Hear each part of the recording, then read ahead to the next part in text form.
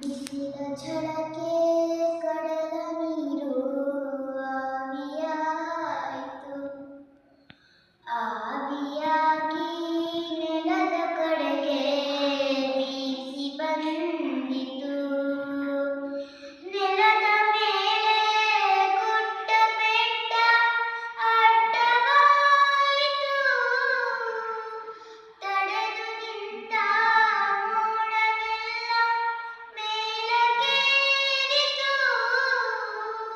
ಘಳಿಗೆಯೊಳಗೆ ಬಾಣ ತುಂಬ ಮೋಡ ಕವಿಯಿತು.